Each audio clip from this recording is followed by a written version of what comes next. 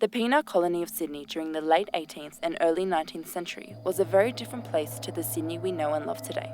The horrors of law-enforced punishment and containment of important convicts, in addition to the trauma of fighting and surviving death on board the first fleet ships, would have been enough to drive anybody insane. So imagine what it must have been like for those who were already suffering from a mental illness and who did survive the year-long journey to Australia. Was there any concern for those considered to be unhinged or insane, or were they simply seen as a liability and a threat to the development of a new colony? As I'm sure you can imagine, the term out of sight, out of mind is the best way to describe the fate of the mentally ill convicts, that is, until Parramatta Jail was unable to accommodate any more lunatics due to overcrowding. In 1811, Governor Macquarie decided to establish a separate facility for the insane. A converted barracks building in Castle Hill was used as a temporary asylum until 1825, when it was moved to a larger, renovated courthouse in Liverpool for the next 13 years. In 1838, the first purpose-built asylum was established at Tarban Creek in Gladsville, now known as Gladsville Mental Hospital.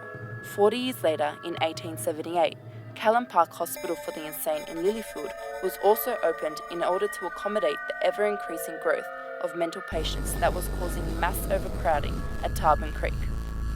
The journey you are about to embark on holds the gruesome truths of the lives and deaths of Sydney's insane, of the troubled souls who were doomed to an unimaginable fate of agony and fear, and the cursed hearts of those who inflicted the torturous pains of them all. As Sydney's first purpose-built asylum, Tarban Creek Lunatic Asylum was a place to shut away the feared, the homeless, the criminal, and the insane from the public eye. But it was also a prison to those considered mentally ill because of their sexuality, their love affairs, their domestic troubles, or their religious views. Patients who complained about the grave injustices of being trapped in the asylum were often further diagnosed by the doctors as being delusional or clinically insane. Despite there being some success stories of inmates being released, far too many met the cruel fate of electric shock therapy, murder, rape, neglect, and outright sadistic brutality inflicted by the asylum staff themselves. Today, over 1,200 bodies are buried under the Tarban Creek grounds, truly marking the stigma that surrounded mental health during the colonisation and throughout the developing years of Australia. The first medical superintendent of Tarban Creek Lunatic Asylum was Dr. Joseph Thomas Digby. Despite having had previous experience in asylums in Britain, Digby was not in fact a qualified medical practitioner.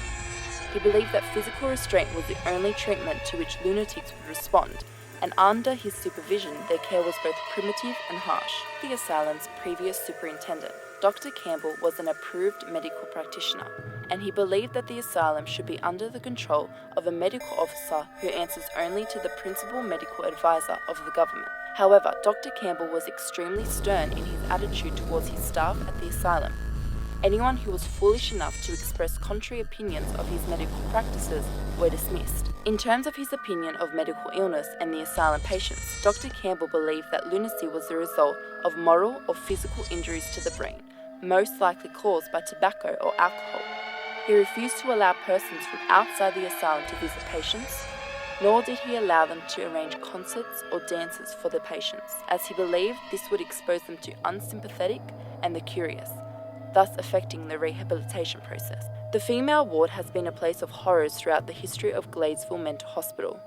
A report dating back to 1843 describes the horrific incidents of sexual abuse to female patients by two male convict keepers who repeatedly tortured and raped their victims before being caught and imprisoned on Cockatoo Island. Another report recounts how 3 male patients were brought into a female patient's room and they were allowed to rip off her clothes and strangle her, nearly to death. It was then reported that this particular victim was later thrown into the asylum's refractory block and forced to sleep in a straitjacket by night and strapped to a seat by day as she was deemed dangerous and out of control.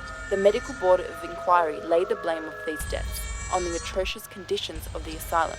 Despite Dr. Campbell's developments in the area of mental health, asylum culture throughout Australia during the 20th century drifted to the custodial pole, and developments were still predominantly forced around old-fashioned asylum-based practices.